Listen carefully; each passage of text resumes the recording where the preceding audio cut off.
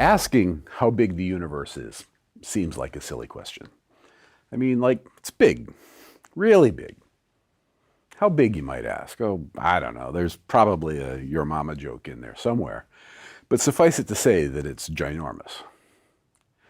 But ginormous isn't really a scientific term, although it should be.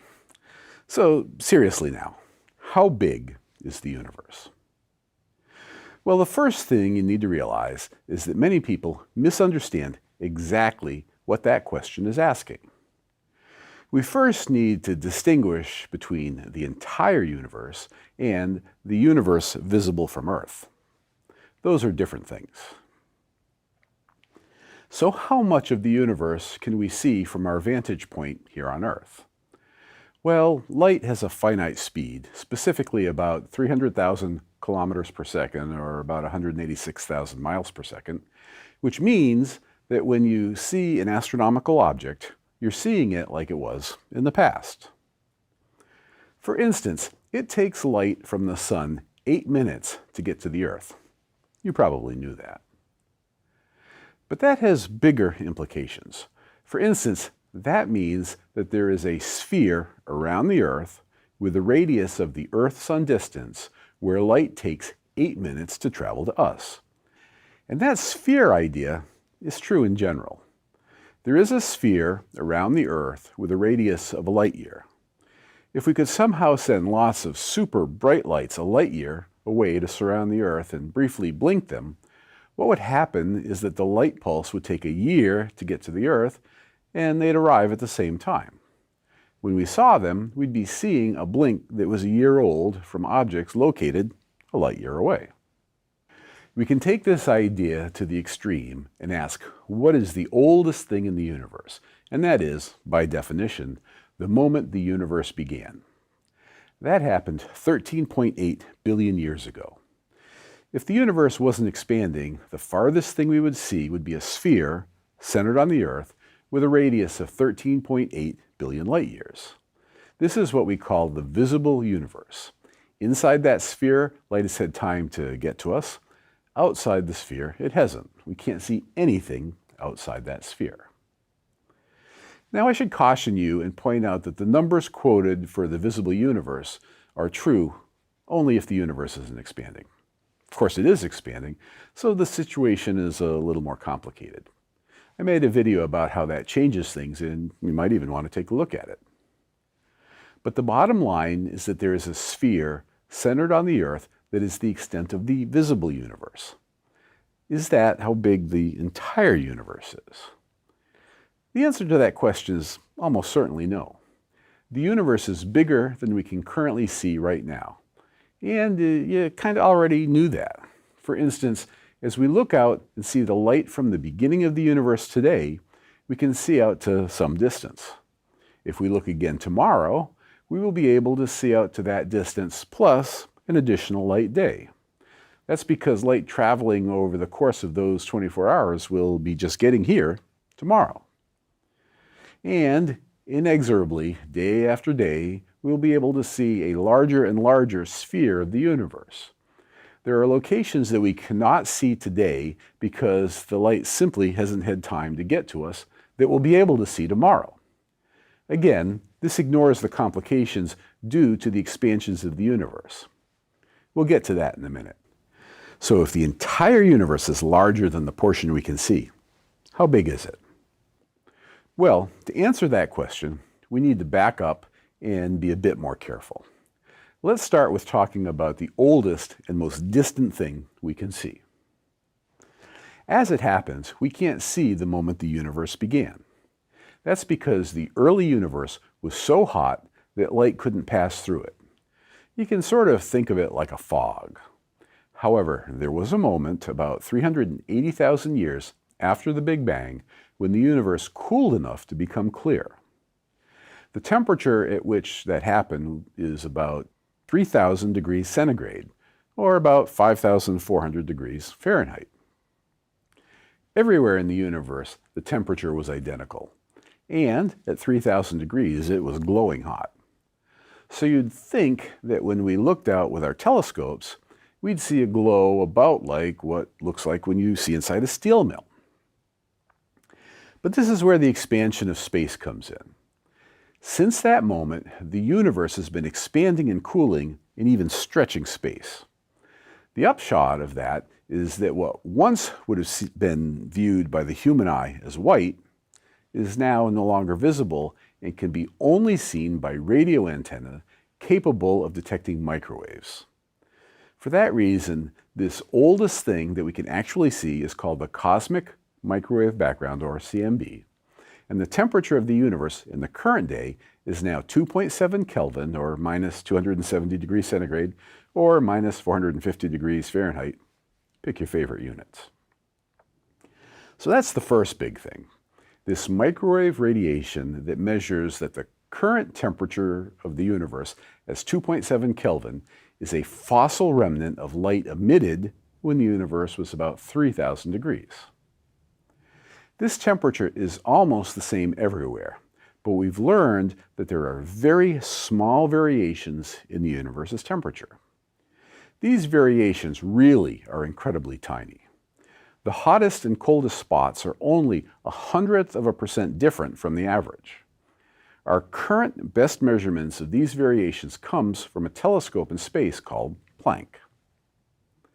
Astronomers using the Planck Observatory have measured the entire sky, and their map of these temperature variations is what we see here. The blue spots are colder than average and the red spots are hotter. So those temperature differences are pretty and all, but what do they have to do with the size of the universe? It turns out that these variations were caused by sound waves in the hot universe just before it became transparent. And because we know the temperature the universe was at the time, and we've measured the total amount of matter we can see in the universe, we can calculate the wavelength of those sound waves. It's a complicated calculation, but it's a straightforward one. And I want to emphasize that there is no guesswork on this. We have heated matter to these temperatures, and we've measured the matter we see in the visible universe. We know a great deal about the wavelength of sounds that were present. Sound in the early universe is pretty much the same as sound you used to hear me. Sound is transmitted through variations in the density of air, and you can hear a variety of frequencies. In the early universe, the regions of higher and lower density, due to the sound waves, result in hotter and colder spots in the cosmic microwave background. And given that we know the wavelength of the loudest sound in the universe before it became transparent, we can calculate the angular size of the most common sizes of hot and cold spots in the microwave background. Further, we can calculate what size is most likely, and it should be 1 degree as viewed from Earth. Okay, so now we're getting somewhere. We have a firm prediction of the size of the hot and cold spots. This brings us closer to our question, which I remind you is the size of the universe. Now that prediction of 1 degree depends on the shape of the universe. Remember that Einstein's theory of relativity says that space and time can bend and morph. Space could be one of a variety of different shapes. It's hard to imagine this in the 3 dimensions that we know space really is, so we have to substitute a 2-dimensional analogy. Bear with me. A flat 2-dimensional space is like the surface of a table. Flat means flat. But a 2-dimensional space could be like the surface of a globe, where, if you kept on walking, you could, in principle, end up back where you started. This is called a closed space. Another possibility is space could be shaped like a saddle. This is an example of what is called an open space. So those are the 3 basic possibilities of the shape of space. How does that fit into our question? It comes down to the fact that light travels in a straight line in space. But if space is curved, then we can get fooled. Let's use the hot and cold spots in the microwave background to see what I mean.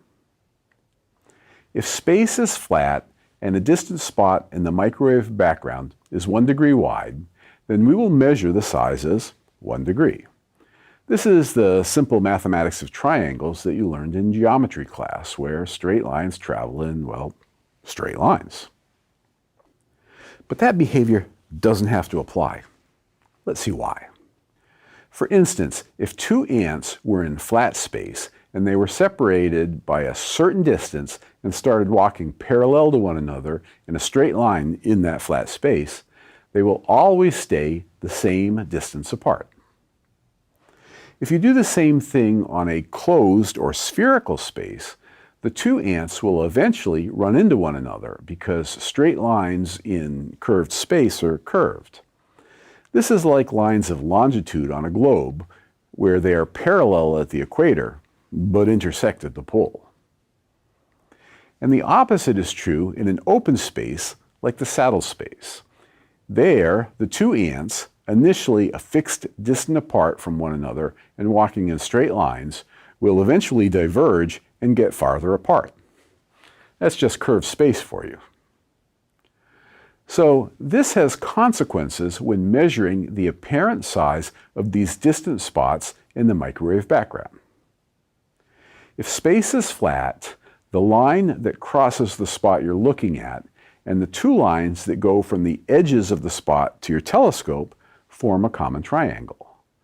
But in an open or closed curved space, the triangles are distorted. Let me be more specific because this is super important. In a closed or spherical space, what one would expect to be a straight line is curved in a specific way. The crucial effect is that the angle of the triangle near your eye is bigger than if space wasn't curved. The opposite is true for an open or hyperbolic space. Here, the curvature is in the opposite direction. We see that the angle of the triangle near your eye is smaller than if space isn't curved. Now, the telescope can't see the whole path traveled by the light. All it sees is the angle of the light coming into your eye or the telescope, with a closed or spherical space being bigger than expected, and the angle seen in the open or saddle-shaped space being smaller. And if we apply this to the spots in the microwave background, this means that a spot that is 1 degree wide in flat space will be different in a curved space. So this is a perfect way to test whether space is flat or curved. In a flat space, the dominant size of the spots should be 1 degree. If space is curved and closed, the spots should look bigger. If space is curved and open, the spots should look smaller.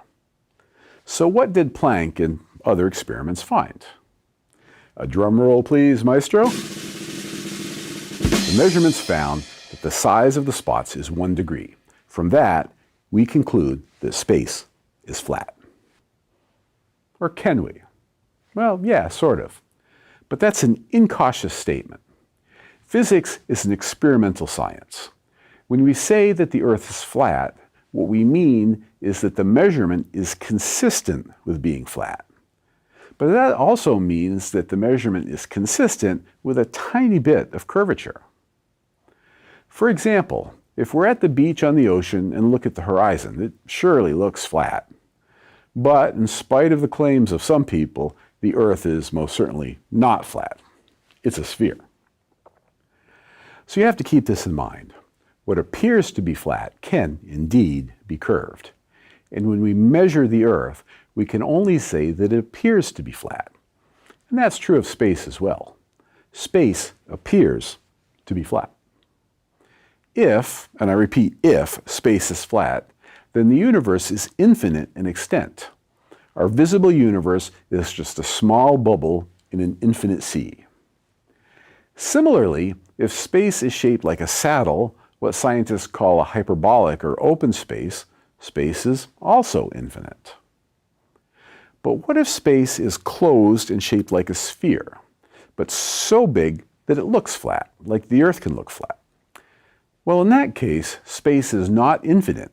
It has a finite size. So now we're getting somewhere. If the universe is closed, how big is it? Well, if you do a careful analysis using the maximum possible curvature allowed by the best measurements, you find that the universe can be no smaller than 250 times bigger than the visible universe. So that's your answer.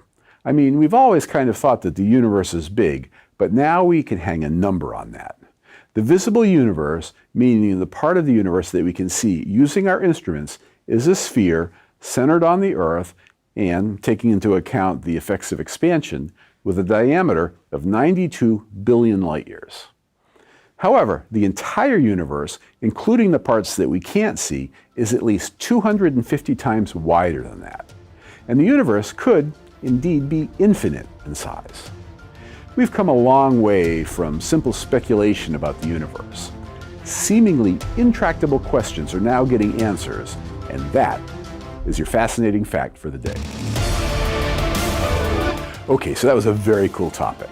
The thought that we can actually constrain such things as the size of the universe, including the bits that we can't see, is just mind-blowing. You should realize that there's even more to the conversation because this video didn't include simply versus multiply connected topologies. But you know, I had to leave something for future videos. If you like what you saw, be sure to like, comment, and share. And please subscribe to the channel because the fact that you're watching this means that you're probably my kind of people. The kind of people who realize that physics is everything.